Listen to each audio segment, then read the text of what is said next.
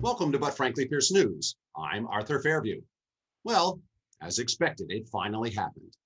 In New York, Cyrus Vance Jr., the Manhattan DA, brought before the court the indictment to the Trump Corporation and CFO, Alan Weisselberg. And there was much rejoicing. Attorneys for both the Trump Corporation and Mr. Weisselberg pled not guilty. Why am I not surprised? The prosecution then laid out the facts of the indictment, citing a 15-year-long tax fraud scheme involving off-the-books payments, with Alan Weisselberg receiving almost $2 million in tax-free benefits doled out in small, incremental ways over the 15 years. This is the type of crime that is charged against companies and executives all the time. Ooh, this should be good. We apologize for not having any video to cut to, but as no cameras were allowed inside the courtroom, we need to rely on the transcript. The prosecution stated, to put it bluntly, this was a sweeping and audacious illegal payment scheme. As noted in the indictment, the chief financial officer himself, Alan Weisselberg, directed that company records be deleted to conceal his participation in the scheme with the knowledge of the company. Yet he remains to this day the most senior financial fiduciary in the company. Even now, there's been no attempt to impose discipline on the people involved, to report the crimes, repay the proceeds, or even to amend any of the false tax returns. It'd be nice working with proper villains again.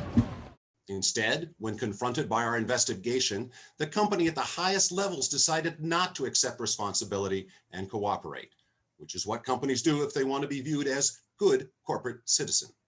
Instead, the company forced us into litigation for a year and a half, including 2 trips to the United States Supreme Court.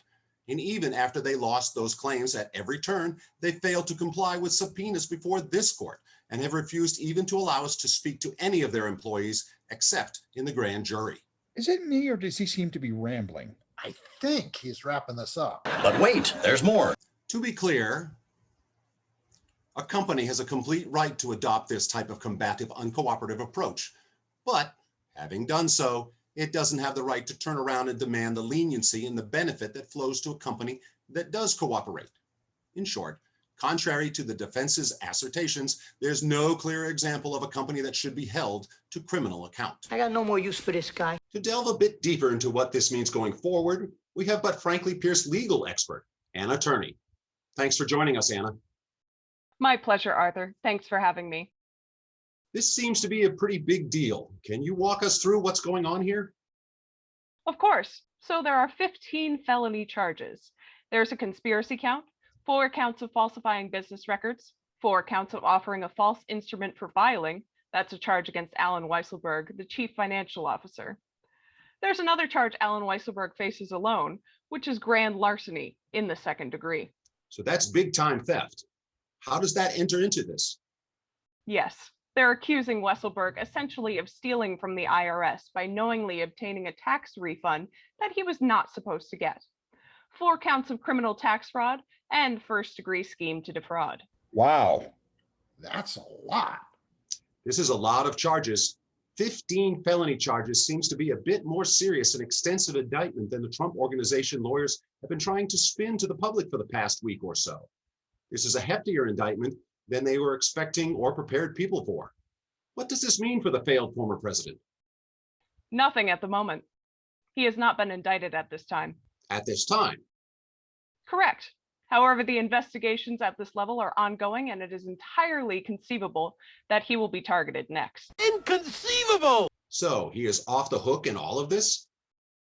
Not entirely. It can occasionally be done to throw major charges at one individual in an attempt to craft a deal to get the bigger fish, if you follow me. There's always a bigger fish. This indictment was not easy to get, was it?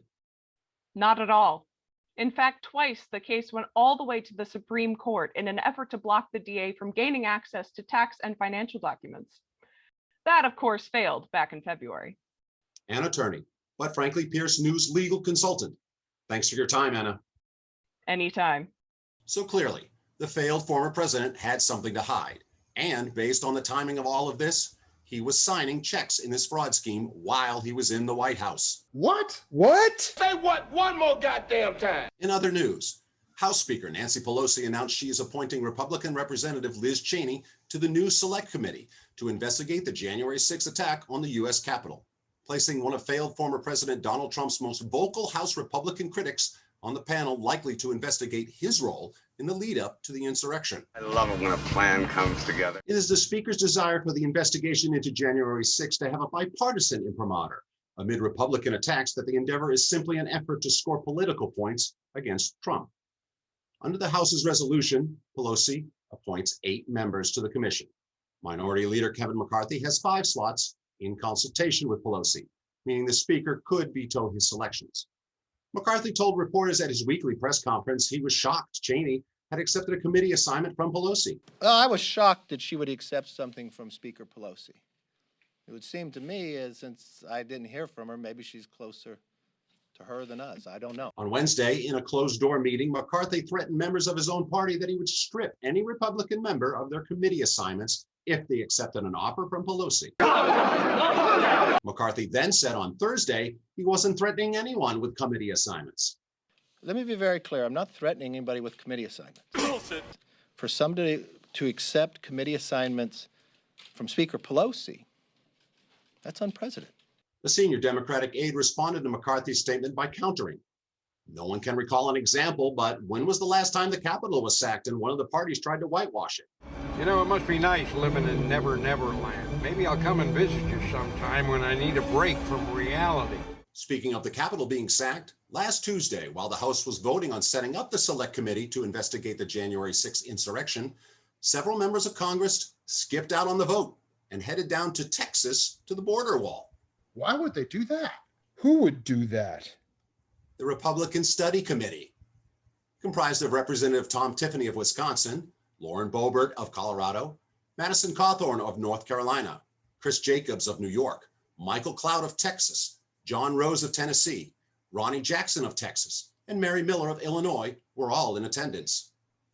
These names seem familiar. The usual suspects. Joining them was an acquaintance of Marjorie Taylor Greene. Anthony Aguero, a YouTuber with a history of criminal violence who participated in the January 6th insurrection at the Capitol. He told members of Congress he was an independent journalist. However, he was not with the other journalists at the press conference that took place prior to going to the border.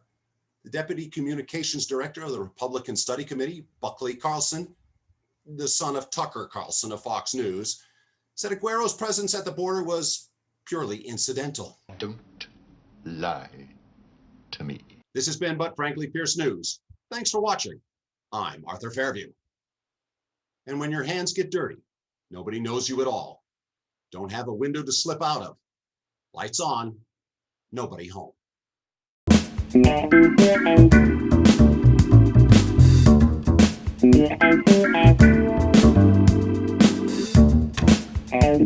you.